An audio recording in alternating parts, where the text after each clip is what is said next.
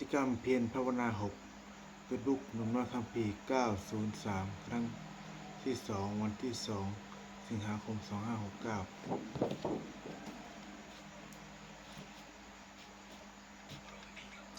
อรหังสัมมาสัมพุทโธภควาพุทธังภควันตังภะเวสวากขาโตภควตาธัมโมธัมมังนัมสสามิสุปฏิปันโนภควโตสาวกสังโฆสังฆังนัมสสามิข้าพเจ้าในบุญนามมนตรีวงศ์ขอถึงพระพุทธพระธรรมพระสงฆ์เป็นสรณะที่พึ่งวันนี้ข้าพเจ้าจะนั่งสมาธิภาวนาเป็นครั้งที่2ในวันที่2สิงหาคม2569เพื่อเป็นการปฏิบัติบูชาพระพุทธเจ้าของพระปัจเจกเป็นพระปัจเจกพุทธเจ้าตลอดจนพระอริยเจ้าทุกองค์และเป็นอาจารย์บูชาเด่นคุณครูบาอาจารย์อันมีหลวงปู่ทวดเหรียญไม่ได้ตีและแม่ปู่ชลาตลอดจนพ่อแม่ธรรมดาครูบาอาจารย์ประจำตัวพระปู่ศรีนายขอจิตของข้าพเจ้าจงเป็นสมาธิเดียวเถิดขอเทพเทวดาทั้งหลายโปรดจงมาอนุโมทนาในการนั่งภาวนาสมาธิของข้าพเจ้านั้นเถิด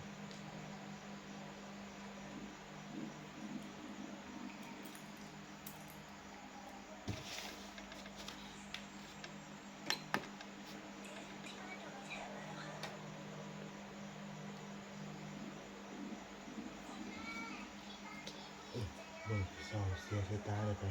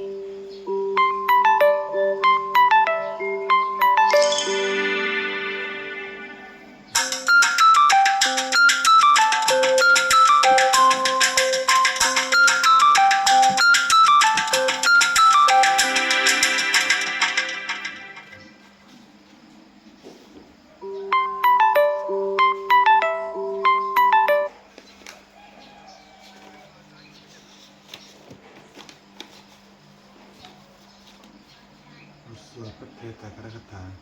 ปฏิตังงาวะยะปฏิตังงาวะขโมยยานับปฏิกังขีอนาคตังบุคคลไม่ควรขโมยสิ่งที่ล่วงแล้วไม่ควรมุ่งหวังสิ่งที่มาไม่ถึงและถ้าติดตามเป็นนั้นตั้งออกปัจจานาคตังสิ่งใดล่วงไปแล้วสิ่งนั้นเป็นเวลาไปแล้วสิ่งที่มาไม่ถึงก็คือสิ่งที่มาไม่ถึงปัจจุบันได้โยธรรมังปัตตาตาวิปัสสติตัสสังหิรังตัสสังกุปปันตังวิทานังกุมดีเพราะบุคคลในเที่ยงธรรมปัจจุบันไม่เงยเงยไม่เคลนและทำนั้นได้บุคคลนั้นเป็นเจริญทำให้กุศลเกิดอาเชื่อว่ากิจมาปกปังโคจัตยามนุสเวเป็นทั้งความเพียรเสน่ห์นี้หรือกระทำด้วยความตายเป็นพุ่งในฮิโรสังขารเปและมาเปและมิถุนาเพราะว่าความผัดเปลี่ยนของมัจจุราชที่มีเสนาใหญ่ยังไม่ได้ที่เราให้หมายเจ้าว่าหาริมาตาเป็นมโหรัตตะมการตังตังเยรเตระเตติสัตตวัตเตมณีพระบุญมีผู้สนับสนุนเรื่องคนปกติอยู่นี้มีความเพียรไม่เกี่ยวกับในวันเพียงว่าผู้มีราตรีเรียนจะได้รับการวิจัยเลยเพื่อไม่ตาแสดงสกตโรมิขอให้พระเจ้ามีความสุขโรมิขอให้พระเจ้าปราศจากความทุกข์โรมิขอให้พระเจ้าปราศจากเวรพระเจ้าโรมิขอให้พระเจ้าปราศจากอุปสรรคอันตรายของสุขีพลังประทานนี้ขอให้พระเจ้ามีความสุขกายใจและสากายวาจาใจให้ผู้เด็กทุกคนเถิดสเปสตาสักหลายทุกคนที่เกิดประเทศของสิ่งใดตัวทุกคนสุขสุขเถิดไม่ได้มีเวรที่กันและกันและแจ้งตัวทุกคนสุขสุขเถิดไม่ได้มีเวรที่กันและกันและแจ้งตัวทุกคนสุขสุขเถิดไม่ได้มีความสุขกายใจและสุขีตัวไม่เห็นตัวและมีความสุขกายใจรักษาตนให้ผู้เด็กทุกคนเถิดสเปสตาสามสุรราชกัจจุโนก็สัตว์ทั้งหลายที่ได้มีเวรที่กันและกันเลยจนบรรลุดวงที่อยู่บนสุดทั้งหมดเถิดกระตังเป็นดังพลังทางสัพเพปฏิบัติ ขอสัตว์ทั้งหลายจะได้สู่สวรรค์ที่ข้าพเจ้าได้ทำบุญด้วยกายวาจาใจและใจ